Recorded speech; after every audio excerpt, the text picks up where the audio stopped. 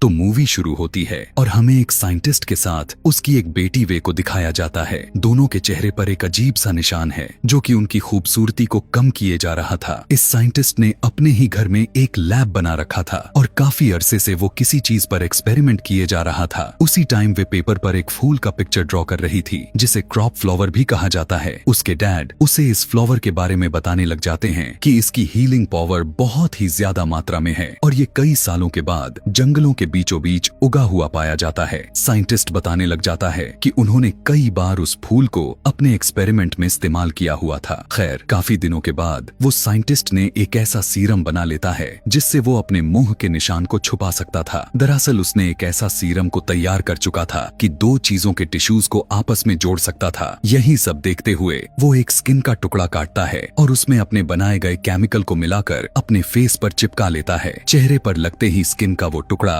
अपने आप ही बढ़ने लग जाता है, उसके टिश्यूज जनरेट होने लगते हैं और अब वो स्किन बिल्कुल धीरे धीरे करके उसके मुंह को भी ढांपने लग जाती है। यह देखने के बाद तो वो काफी घबरा जाता है। उसकी चाहत भी ऐसी नहीं थी जो अभी उसके साथ हुए जा रहा है। वो तो सिर्फ अपने मुंह के निशान को खत्म करना चाहता था, लेकिन स्किन के इस टुकड़े ने उसके पूरे मुंह को ही कवर कर लिया था। यह देखने के बाद तो साइंटिस्ट ने डर कर अपने होठों वाले जगह पर कट लगा लिया, लेकिन उसके काटने के बावजूद भी वो दोबारा से जुड़ता जा रहा था। उसकी स्किन, उसकी आंख, नाक सब जगह फैलती ही जा रही थी। बार बार वो अपने होठ, नाक, कान सब जगह पर कट मारता रहा। यही सब उसे करते हुए देखकर वे घबरा जाती हैं और आखिरकार डर कर वे ने ही अपने डैड को चाकू से स्टैब कर करके मार दिया। इस हादसे से वे बिल्कुल पूरी तरह से टूट चुकी थीं। उसने अपने ही डैड की जान ले ली थी और अब उसके पास कोई भी नहीं बचा हुआ था। वक्त गुजरने के साथ साथ वे पढ़ती चली गईं। वो पढ़ाई में अपने डैड की तरह बहुत ही अच्छी थी और वजह भी यह रहा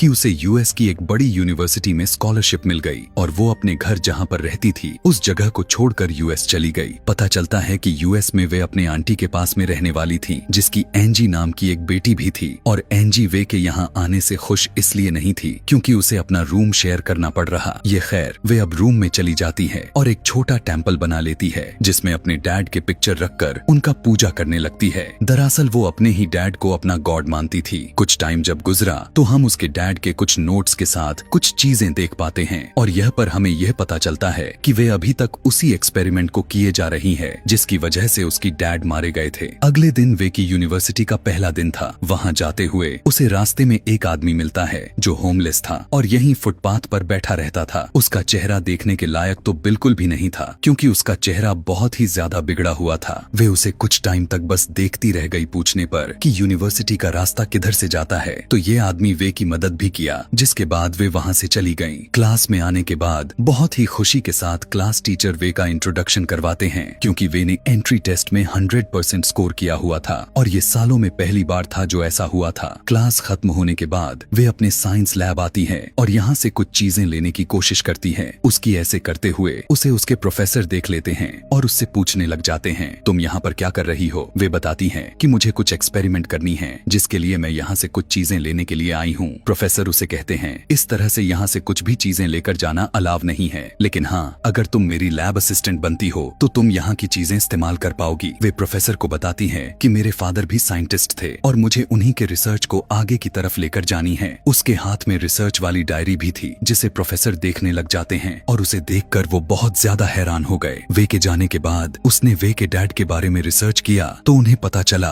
कि वे के डैड सच में बहुत ही एक जीनियस साइंटिस्ट थे, लेकिन उन्हें फंडिंग ना मिलने की वजह से वो अपने किसी भी एक्सपेरिमेंट्स पर पूरी तरह से काम नहीं कर सके। सीन शिफ्ट हुआ और दूसरी तरफ दिखाया जाता है कि वे की कजन एंजी की दो दोस्त उसके घर पर आई हैं। वो यहाँ पर वे की सामानों को छेड़ने लग जाती हैं और इस दौरान उन्हें खून से भरे हुए कुछ टूल्स, एक्सपेरिमेंट से रिलेटेड चीजें और डरावनी एक्सपेरिमेंट्स की पिक्चर दिखाई दे पड़ती हैं, जिन्हें देखने के बाद तीनों को डर लगने लग जाता है। खैर, अगले दिन का टाइम आ जाता है और हमें दिखाया गया कि एंजी आज भी अपने दोनों फ्रेंड्स के साथ बैठी हुई थी। वे को उन्हें देखकर बहुत अच्छा लगा। वे भी इस तरह की दोस्त बनाना चाहती थी, इसीलिए वो उनके पास जाकर उनसे खुद ही दोस्ती का हाथ बढ़ाया और इन सबको लंच के लिए ऑफर किया।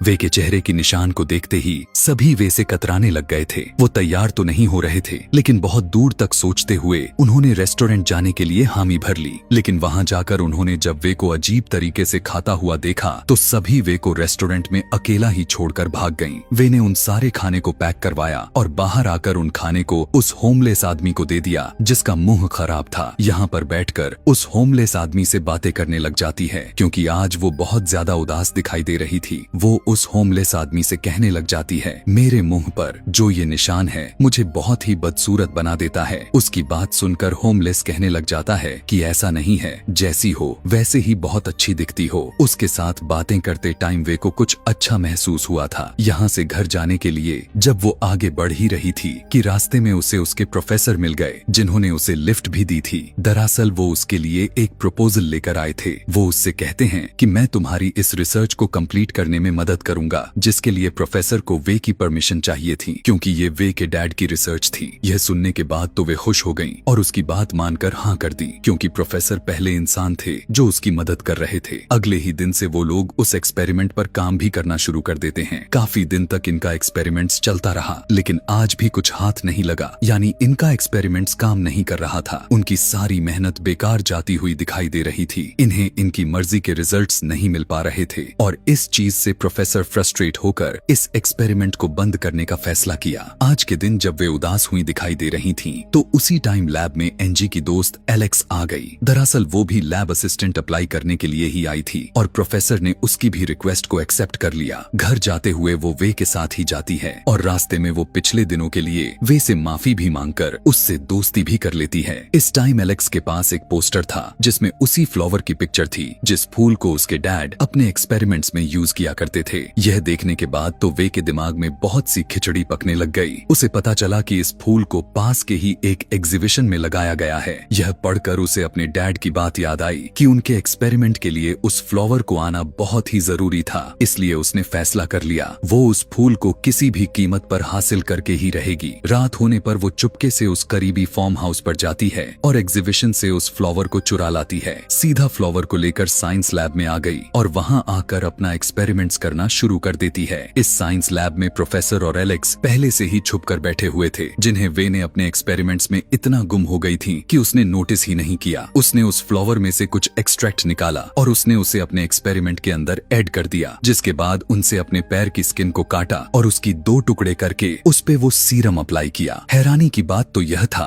कि उस सीरम ने आपस में उन स्किन के दोनों टुकड़ों को जोड़ भी दिया। अब जहाँ से उसने अपने स्किन को उतारी थी वो वहाँ पर यही सीरम को लगाती है और अपना स्किन का ही टुकड़ा लगा देती है। देखते ही देखते स्किन दोबारा से जनरेट हो जाती है, यानी वहाँ पर दोबारा से स्किन बनने लग जाती है। प्रोफेसर खिड़की से हैरान होकर यह सब कुछ देखते रह जाते हैं। फौरन ही एलेक्स को यहाँ से भेज देते हैं और फिर वे के पास आकर उससे पूछने लग जाते हैं, आखिर तुम क्या किए जा रही हो। अब यहाँ पर वे प्रोफेसर को एक्सप्लेन करते हुए बताती हैं कि किस तरह उस फूल के सीरम ने उनके एक्सपेरिमेंट को कामयाब कर दिया था। अब उनका एक्सपेरिमेंट काम कर रहा था। वो जब अपने पैर की स्किन को प्रोफेसर को दिखा रही थी, उस टाइम पर एलेक्स कुछ गलत समझकर उन दोनों से जेलस होने लग गई और उसने वे की अजीबोगरीब पिक्चर्स भी ले ली, जिसके बाद उसने वे को डांटा और वे यहाँ से चली गईं। वे एलेक्स की यहाँ पर इस तरह से आने पर घबरा सा गईं। घबराहट में वो अपनी नोटबुक भी यहीं लैब में छोड़ गई थी, जिसे देखकर प्रोफेसर बहुत ज्यादा खुश हो गए। एलेक्स ने अब तक वे की फोटो वे की कजन एंजी को भी सेंड कर दी थी, जबकि यहाँ पर प्रोफेसर वे के डैड की डायरी को इंग्लिश में ट्रांसलेट करने की कोशिश में लग गए थे।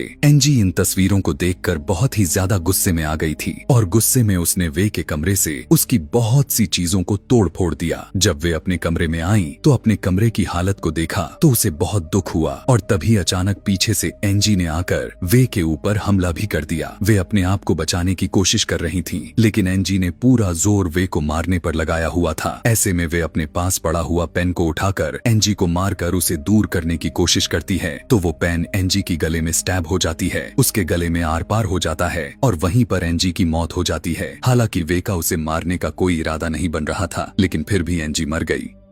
घबराहट में वो एनजी के बॉडी को उठाकर वॉशरूम में छुपाने के लिए लेकर जाती है। अब आखिर वो इस बॉडी का क्या करती? उसके दिमाग में अब अजीबो गरीब तरह के ख्याल आने लग गए थे। उसने वहीं पर एनजी की स्किन काटना शुरू कर दी। एनजी की मुंह के पूरे स्किन को उतारने के बाद वो अपना बनाया हुआ सीरम अपने मुंह पे इंजेक्ट करती है और वो पूरी की पूरी स्किन अपने मुंह पर लगा लेती है। वे के फेस के टिश्यूज और एनजी की स्किन की टिश्यूज आपस में मिल जाते हैं। वे बिल्कुल पूरी तरह से एनजी जैसी दिखने लग जाती हैं। अभी तक एनजी की मॉम कहीं पर गई हुई थी। जैसे ही वो अपने घर लौटी तो वो वे को ही अपनी बेटी एनजी समझकर गले से लगा लिया और प्यार करने लग गई। वे को यह अच्छा रास्ता लगा। उसने अब अपने आप को वे में बदला ही नहीं। सुबह होने पर उसने एनजी के कपड़े पहनी और एनजी का हुलिया बनाते हुए वो एनजी की लाइफ एंजॉय करने लग गई। जब वो यूनिवर्सिटी गई तो सबसे पहले उसे एनजी का बॉयफ्रेंड मिला। यहाँ पर पहली बार था जो कोई लड़का उसके इतना करीब आया हुआ था। वे को बहुत ही अच्छा एहसास हुआ। वो अब एनजी के फेस के साथ एनजी की लाइफ एंजॉय करने लग गई थी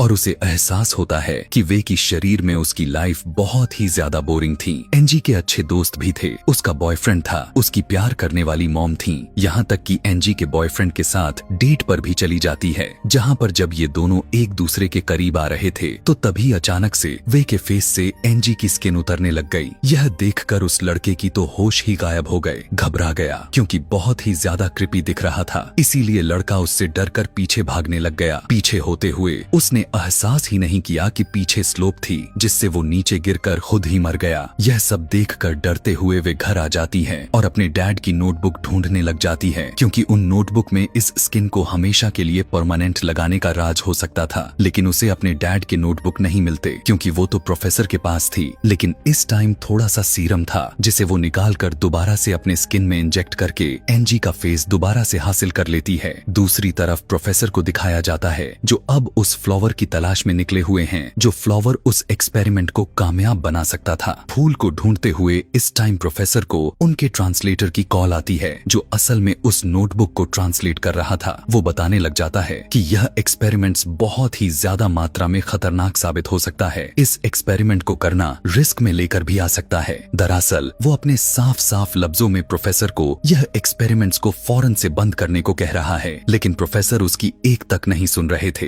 अब वे लैब में आकर अपने डैड की बुक को ढूंढने लग गई, लेकिन कहीं पर भी उसे अपने डैड की बुक नहीं दिखाई दी क्योंकि वो तो प्रोफेसर ने अपने ट्रांसलेट को दे दी थी। इसीलिए वो फौरन से प्रोफेसर को कॉल लगाती है तो प्रोफेसर उसे बताते हैं, हाँ वो बुक तो मेरे पास है लेकिन अब वो तुम्हें नहीं मिलेगी क्योंकि वो एक्सपेरिमेंट्स अब मैं अपने नाम से मशहूर करने वाला हूँ। यह सुनने के बाद तो वे को बहुत ज्यादा गुस्सा आ गया, लेकिन वो तो कुछ कर नहीं सकती थी, इसीलिए चुपचाप वहाँ से चली गई। यूनिवर्सिटी से बाहर निकलते ही उसे ईव नाम की लड़की नजर आ जाती है। उसे पता चलता है कि ईव का भी प्रोफेसर के साथ अफेयर चल रहा था। अब प्रोफेसर का गुस्सा लेने के लिए उसने एनजी बनकर उनसे ईव को घर पर इनवाइट किया और ईव आ भी गई। उसने आते ही गुस्से में वे ने उस पर हमला कर डाला। ईव भी परेशान हो गई और अपने आप को बचाने के लिए छुपते हुए गार्डन में पहुंच गई, लेकिन वे ने उसे यहाँ पर भी पकड़ लिया और एक ड्रिल मशीन से उसे इसके ऊपर हमला करते हुए उसे मार डाला। ईव के मार लेने के बाद वो ईव के भी स्किन को उतार लेती है और उसे अपने मुंह पर लगा लेती है। अब एनजी से बदलकर बिल्कुल ईव की तरह दिखने लग गई थी। उसने अपने बालों को भी ईव जैसा कर लिया और कपड़े भी ईव की तरह पहनकर बिल्कुल ईव जैसी बनने लगी। उसकी फोन को देखते हुए उसने ईव का स्टाइल भी कॉपी कर ली ताकि कोई भी उसे पहचान ना पाए। इन्हीं सब के दौरान हम देख पाते हैं कि उसके नेबर का डॉग यह सब देखकर बहुत ज्यादा भौंके जा रहा था। इसीलिए नेबर ने पुलिस को कॉल कर दी, लेकिन पुलिस वाले जब घर आए तो उन्होंने ईव को टॉवल में देखा और उसे कुछ भी कहे बगैर चले गए। अगली सुबह जब वो ईव के फेस के साथ जब यूनिवर्सिटी में जाती है उसे यहाँ पर बहुत अच्छा लगने लग जाता है क्योंकि ईव यहाँ की एक बहुत ही पॉपुलर स्टूडेंट थी। उसे देखकर सब खुश हो जाते हैं। अब ईव की ही शकल में वो प्रोफेसर के घर जाती है। वो जानती थी कि यहाँ से उसे अपने डैड की नोटबुक मिल जाएगी। प्रोफेसर ने भी यह नहीं जानते थे कि वो ईव के शकल में वे ही हैं। उसे अपने घर में जाने के लिए एंट्री दे देते हैं। वे पूरे घर में अपने डैड की नोटबुक को ढूंढने लग जाती हैं, लेकिन कहीं भी बुक उसे नहीं मिल रही थी। गुस्से में वो वापस आ गई। रात होने पर उसने जो दोनों मर्डर कर रखे थे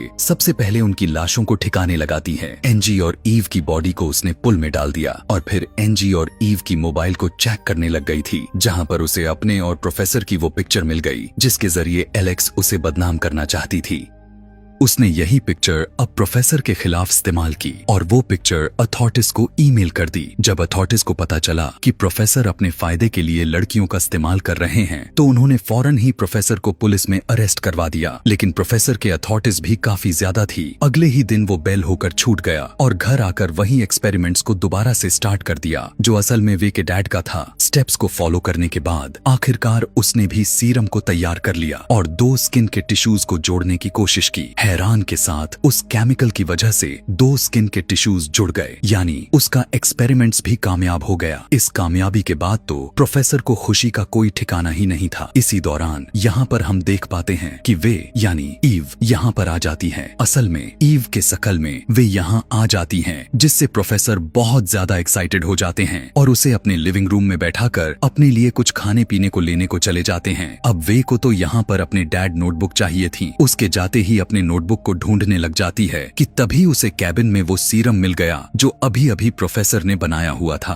सीरम को लेते ही वो बिना देरी किए यहाँ से भाग गई। उसके यहाँ से भागने पर प्रोफेसर को थोड़ा यहाँ पर शक हुआ और उसने जब अपना कैबिन खोलकर देखा तो वहाँ पर उसका बनाया हुआ सीरम नहीं था। रात में वे अब अपने असली चेहरे के साथ अपने घर पर थी। तभी एलिस उसके पास आती है और उसे बताती है कि उनके दोनों दोस्त अजीब तरीके से गायब हो गई हैं। इस चीज को लेकर वो काफी दुखी थी। वे ने उसको गले से लगाकर उसे सहारा दिया। एलिस को अब पानी पीना था, इसीलिए उसने जब फ्रिज को खोला तो उसने देखा कि उसके दोनों दोस्तों के शरीर के कटे हुए हिस्से फ्रिज किए गए थे। यह देखने के बाद तो उसके होश ही गायब हो गई और चीखने लग गई। इससे पहले कि कोई उसकी चीखे को सुन लेता या वो बाहर जाकर किसी को बता देती, फौरन से वे क्लीन ट्रैप से उसके मुंह को ढांपकर उसके दम को घोंटते हुए उसका भी मर्डर कर डालती हैं। अभी वो उसके बॉडी को छुपाया ही नहीं था कि तभी उसके घर के डोर बेल बज जाती है। बाहर प्रोफेसर आए हुए थे जो लॉक को खुला हुआ देखकर फिर घर के अंदर आ गए। घर के अंदर वे बहुत ही अजीब अंदाज के साथ बैठी हुई थी। प्रोफेसर को देखते ही अजीब तरह से हंसने लग गई। यह देखकर प्रोफेसर को भी बहुत अजीब लग रहा था। लेकिन यहाँ पर वो जब प्रोफेसर को उनके एक्सपेरिमेंट पर कामयाब होने पर बधाई देती है तो प्रोफेसर भी खुश हो जाते हैं। लेकिन फिर वे गुस्से में कहती हैं, यह तुम्हारा नहीं मेरे डैड का एक्सपेरिमेंट्स था। प्रोफेसर अब वे की बातों को इग्नोर करते हुए फ्रिज की तरफ बढ़ते हैं अपने सीरम को लेने के लिए। जैसे ही फ्रिज को खोलते हैं तो वहाँ पर मरी हुई लाशें को देखकर उनका भी दम निकल जाता है। अब उस आदमी को कंट्रोल कर पाना काफी मुश्किल सा हो गया था। लेकिन वे ने यहाँ पर भी चालाकी दिखाई और वो एक बेहोश करने वाला इंजेक्शन प्रोफेसर के गले में स्टैब करते हुए उसे बेहोश कर दिया। कुछ देर के बाद जब प्रोफेसर को होश आया तो उन्होंने देखा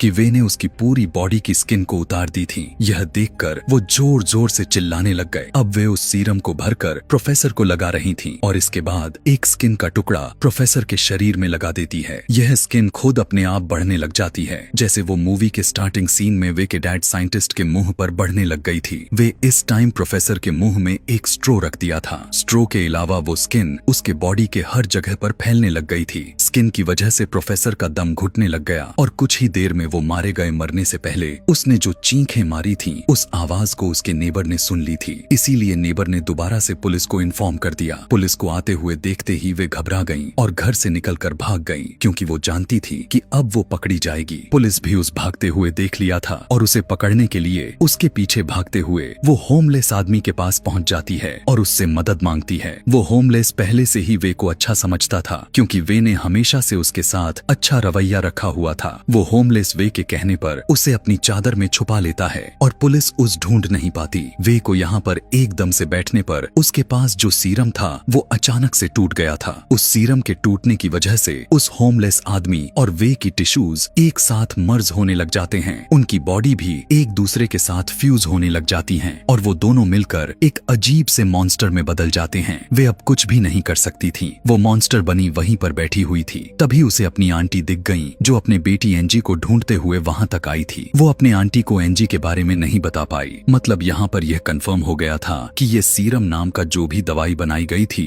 वो कितना श्रापित बन चुका था कि जो भी इसके पल्ले पड़ता जा रहा था उसका विनाश होता गया। और इसी के साथ ये कहानी यहीं पर खत्म हो जाती है। ऐसे ही और भी मूवी एक्सप्लेनेशन वीडियोस देखने और समझने के लिए नीचे कमेंट में नेक्स्ट लिखना ना भूलें। Thanks for watching.